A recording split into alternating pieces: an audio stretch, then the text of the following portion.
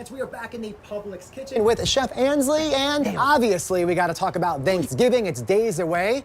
This time around, it's how to brine your turkey, and now's kind of the day, or maybe even tomorrow, to kind of get it started, correct? Yep. You want at least 12 to 24 hours on your turkey to brine it, especially depending on the size. If you're just doing a small, intimate gathering, probably only going to need about 12 hours. Definitely no more than 2 days for the brine on your turkey, because then it starts to get a little too broken down. You start losing that integrity. And before we jump into this recipe, I was asking you, I'm like, you know, as far as supplies and turkeys, was there a shortage at Publix? And you said absolutely not. Nope. Every store is pretty much packed right now with everything you need for Thanksgiving. So if you're a last minute person, like myself and the rest of my family, don't worry, Publix has you. All right. Absolutely.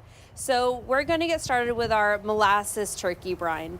The recipe that'll be on the Publix website is for turkey breast, but you can just multiply the recipe however much liquid you need to fully submerge your turkey. So I have some fresh herbs, some dark brown sugar, some molasses, and some bay leaves, along with some salt and pepper. So molasses and sugar helps with that breaking down of the turkey. They're hygroscopic, so they help draw out that flavor, which also helps penetrate flavor into your turkey. Molasses also helps with color, so helps you get that nice golden turkey. So we're gonna get started with our dark brown sugar and our molasses. I'm only doing a partial recipe than what's on. And then overall, what is the flavor we're trying to get out of this particular brine?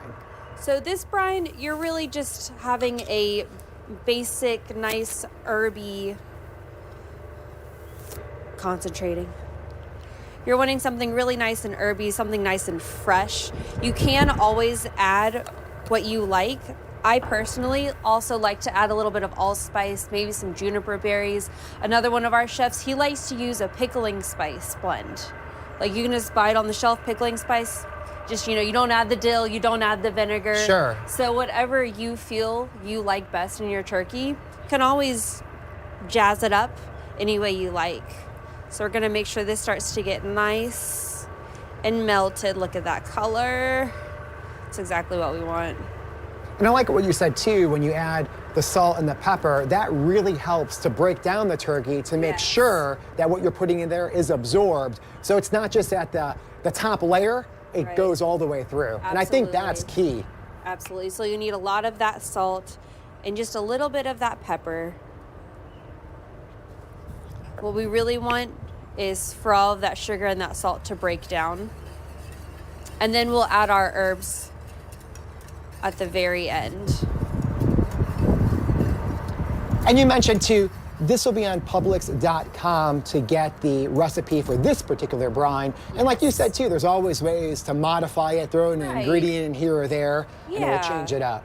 The nice thing about a brine is it's really all about the aromatics. Once you get that sugar and salt in there, whatever you add to it is what's gonna, you know, come out in your turkey. And it won't be strong, so you don't have to worry about overdoing it, because when you take your turkey out of the brine, you're gonna pat it dry. Just like you do when you marinate something. Don't wash it off, because you're gonna wash off all of that flavor. But you can do a little pat dry, and it'll have all those flavors come through. That is great. And one more time, when we talk about how many days out, where should we be when we start this process? So if you have a pretty good sized turkey, should you start today, maybe tomorrow? I would start tomorrow at the latest. Now, if your turkey is too big to fit in your fridge, because once we get this nice and warm, we're gonna put some ice in it to bring it down. You do wanna make sure to be very careful. Some people like to put them in a cooler with ice.